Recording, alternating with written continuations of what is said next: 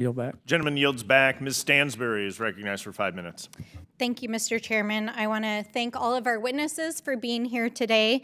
And I want to just take this opportunity to say that there's one thing that I agree about on this committee hearing this morning, which is that there is an unprecedented attack on our democracy and elections happening across the nation right now.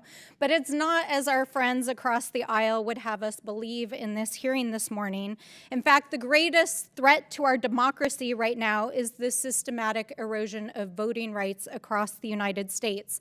In fact, in 2021, more than 400 anti-voter measures were put forward by state legislatures and by this body, by the current majority in this body, that would put into place discriminatory voter ID laws, restrictions on polling locations that could lead to hours-long waits, the elimination of early voting, bans on mail-in voting, and gerrymandering. These efforts not only undermine our democracy, they are a systematic attack on the voting rights of poor people and people of color in communities across this country. So it shouldn't be of any surprise to us that the only jurisdiction, local jurisdiction, that this body has any purview over, that the majority would haul our capital city in front of us to talk about your amazing and progressive voting rights legislation, which has actually protected the people of DC and their voting rights. I'm shocked, I'm disgusted.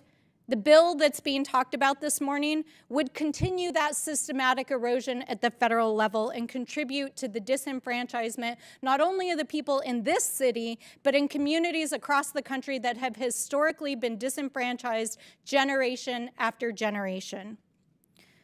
We have seen this undermining of voting rights in the Supreme Court with the gutting of the Voting Rights Act and the failure across our Capitol in the Senate for the Senate to act to protect voting rights.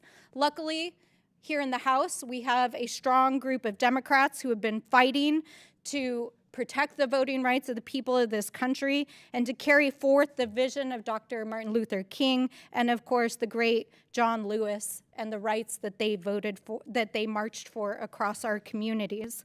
But in spite of these systematic efforts to undermine voting rights across the United States, there are shining lights. In fact, in my home state in New Mexico, we just passed voting rights legislation to protect and expand voting rights in our tribal communities, to expand opportunities for our communities to access the ballot box.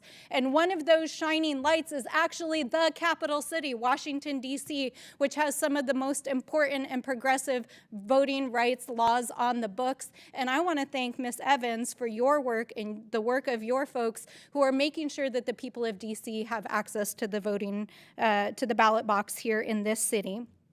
But I think it's important, I know we've heard a lot this morning about the impacts that these voting rights restrictions have had on communities across the country.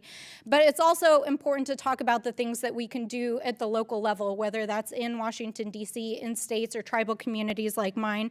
And so, Ms. Weiser, I know you've talked about this in your testimony, but I was struck in particular by some of the notes that you provided about important things that we can do to shore up our voting rights system. So could you talk to us a little bit about the recommendations that you have for protecting voter rights?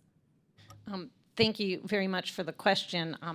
I will start by saying most of the recommendations that we have for shoring up voting rights are actually have been passed by this body in the Freedom to Vote John R. Lewis Act.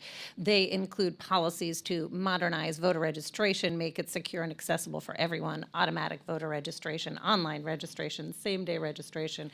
They include ensuring baseline national standards so that everyone can access early voting and has opportunities also to engage in mail voting. It includes the restoration of voting rights for citizens who are formerly incarcerated, to give them a second chance once they return to their community. That includes protections for election officials. It includes safeguards against interference in our elections. So these are critical threats, and Congress can actually put in place common sense measures to both expand access to voting while ensuring election integrity. And if I may, can I just correct one misstatement I said before? I was asked about the voting rights of individuals, citizens in the territories. primaries, and they can vote in presidential primaries, but not in the general election, and that's actually not only a violation of policy, but I believe a constitutional problem.